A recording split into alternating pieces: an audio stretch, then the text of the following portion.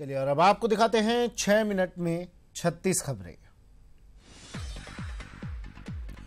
Israel के PM Benjamin Netanyahu और उनकी पत्नी सारा आज गुजरात के अहमदाबाद जाएंगे। साथ में पीएम मोदी भी होंगे। इस दौरान इजरायली पीएम और उनकी पत्नी साबरमती आश्रम में महात्मा गांधी को श्रद्धांजलि अर्पित करेंगे। प्रधानमंत्री नरेंद्र मोदी और इजराइल के प्रधानमंत्री बेंजामिन नेतन्याहू अहमदाबाद हवाई अड्डे से साबरमती आश्रम तक भव्य रोड शो निकालेंगे। सुबह 10:15 पर खुले वाहन में साबरमती के गांधी आश्रम जाएंगे। 14 किलोमीटर लंबे इस रोड शो के लिए सुरक्षा के बेहद कड़े इंतजाम किए गए हैं। गुजरात दौरे के दौरान पीएम मोदी और नेतन्याहू अहमदाबाद के देव ढोलेरा गांव में आई क्रिएट सेंटर का उद्घाटन करेंगे। इसके अलावा वो स्टार्टअप एग्जीबिशन में स्टार्टअप सीईओ से मुखातिब होंगे और बनासकांठा में वीडियो लिंक के जरिए खारे पानी को साफ करने वाले मोबाइल वाटर प्यूरिफिकेशन वैन लोगों को समर्पित करेंगे। इजराइल के पीएम बेंजामिन नेतन्याहू ने भारत से दुनिया की बड़ी ताकत बनने का आह्वान किया है। नेतन्याहू ने कहा कि शक्तिशाली ही सर्वाइव कर पाता है, कमजोर नहीं। नेतन्याहू ने ये बयान रायसीना डायलॉग के तीसरे सम्मेलन के दौरान दिया। इससे पहले इजराइल के पीएम बेंजामिन नेतन्याहू अपनी पत्नी सारा के साथ भारी सुरक्षा के बीच आगरा पहुंचे, जहां उन्होंने ताजमहल का दीदार किया। इस मौके पर सीएम योगी भी मौजूद रहे। रक्षा मंत्री सीतारमण आज जोधपुर दौरे पर रहेंगी, जहां वो जोधपुर एयरफोर्स स्टेशन जाएंगी और सुबह 9:30 बजे सुखोई 30 MKI फाइटर प्लेन में उड़ान भरेंगी। ऑस्ट्रेलिया के रक्षा इंडस्ट्री मंत्री क्रिस्टोफर पाइन दिल्ली में रक्षा मंत्री निर्मला सीतारमण से मुलाकात की। इस दौरान दोनों के बीच कई अहम मुद्दों पर चर्चा हुई। मोदी सरकार ने हज यात्रा के लिए सब्सिडी खत्म कर दी है। इसका ऐलान अल्पसंख्यक मंत्री मुख्तार अब्बास नकवी ने किया। सरकार के इस फैसले का असर देश के 1,75,000 हज यात्रियों पर पड़ेगा। दरअसल 2012 में सुप्रीम कोर्ट के एक फैसले में हज सब्सिडी को धीरे धीरे 2022 तक खत्म करने के लिए कहा था। मुख्तार अब्बास नकवी ने कहा कि सब्सिडी के पैसों का इस्तेमाल गरीब मुस्लिम लड़कियों की शिक्षा में किया जाएगा। हज सब्सिडी में हर साल करीब 8,000 करोड़ रुपए खर्च होते थे।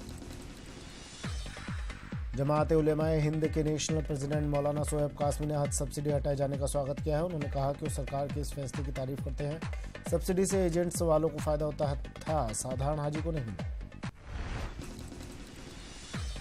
AIMIM चीफ असदुद्दीन ओवैसी ने हज सब्सिडी हटाए जाने के बाद श्रेय लेने को लेकर तंज किया है। ओवैसी ने कहा कि मोदी सरकार को श्रेय लेने की जरूरत नहीं है। सुप्रीम कोर्ट ने पहले ही कह रखा था और वो खुद भी 2006 से सब्सिडी हटाकर लड़कियों की बेहतरी में लगाने की बात कहते रही हैं।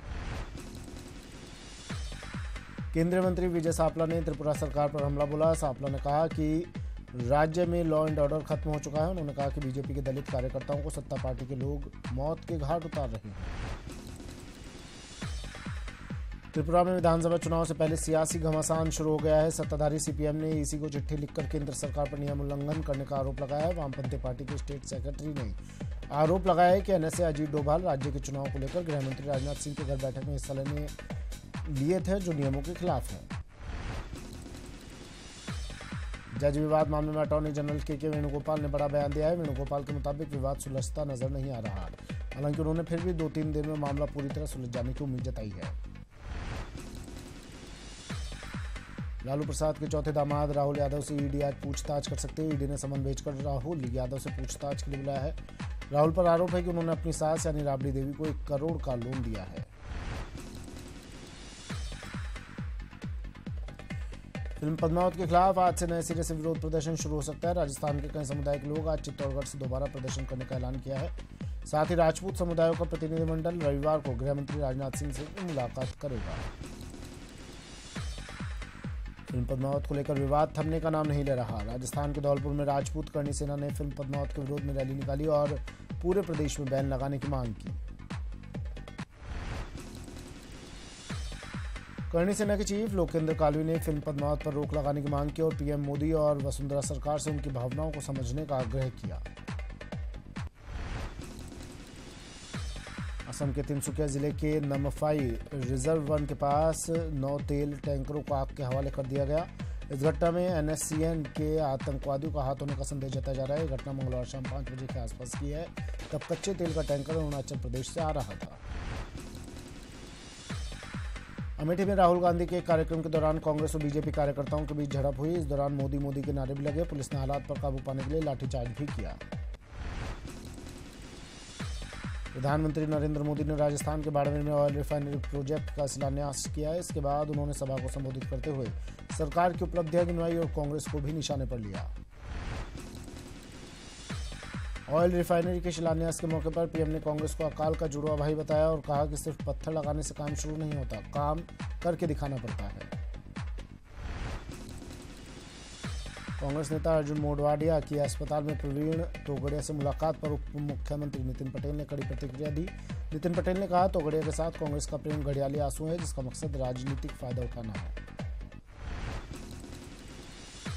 मध्य प्रदेश में 5 जिलों के 19 नगरीय निकाय चुनाव में आज वोट डाले जाएंगे। ये वोट ईवीएम के जरिए सुबह 7 बजे से शाम 5 बजे तक डाले जाएंगे और मतगणना 20 जनवरी को होगी। मध्य प्रदेश में गुना के राघोगढ़ में नगर पालिका चुनाव को कवर करने के लिए प्रशासन ने पत्रकारों को इजाजत नहीं दी है। प्रशासन की दलील है कि छोटा चुनाव है। वहीं प्रशासन के इस फैसले पर कांग्रेस ने सवाल उठाए हैं। झारखंड विधानसभा में आज से शुरू हो रहे बजट सत्र के दौरान हंगामे के आसार नजर आ रहे हैं। विपक्ष मुख्य सचिव, डीजीपी समेत कई मुद्दों पर सरकार को घेरने की तैयारी में है। दिल्ली में आज मानव संसाधन मंत्रालय में होने वाली बैठक के लिए उत्तराखंड सरकार ने तैयारी पूरी कर ली है। इस सिलसिले में सीएम रावत ने मंगलवार को समीक्षा बैठक की और कई मुद्दों पर चर्चा की। सीबीआई ने व्यापम घोटाले मामले में 95 लोगों के खिलाफ चार्जशीट दाखिल की है। इसमें पूर्व शिक्षा मंत्री लक्ष्मीकांत के साथ 83 आरोपी छात्र हैं और बाकी के अधिकारी। इन पर एग्जाम के मार्कशीट में गड़बड़ी का आरोप है। इजराइल के बेबी मोशे मंगलवार को नरीमन हाउस पहुंचे, जहां मोशे ने अपने मृतक माता पिता को याद किया। इस मौके पर उसके दादा भी मौजूद थे। 26/11 आतंकी हमले में मोशे के माता पिता मारे गए थे। दिल्ली के उद्योग नगर में एक गत्ते की फैक्ट्री में भीषण आग लगने से लाखों का सामान जलकर खाक हो गया। भीषण आग को बुझाने के लिए 27 फायर ब्रिगेड की गाड़ियां मौके पर पहुंची और आग पर काबू पा लिया। आज से गणतंत्र दिवस की परेड रिहर्सल शुरू हो रही है, जो 17, 18, 20 और 21 जनवरी तक चलेगी। रिहर्सल के दौरान सुबह के वक्त इंडिया गेट, राजपथ और आसपास के इलाकों में ट्रैफिक को कुछ देर के लिए डायवर्ट किया जाएगा। हालांकि मेट्रो का संचालन जारी रहेगा। अमेरिका की धमकी के बाद डरे पाकिस्तानी सरकार ने हिंसा फैलाने वाले आतंकवादियों के खिलाफ फतवा जारी किया है। 1800 से ज्यादा इस्लामिक विद्वानों के हस्ताक्षर से फतवे को पाक राष्ट्रपति ममनून हुसैन ने जारी किया।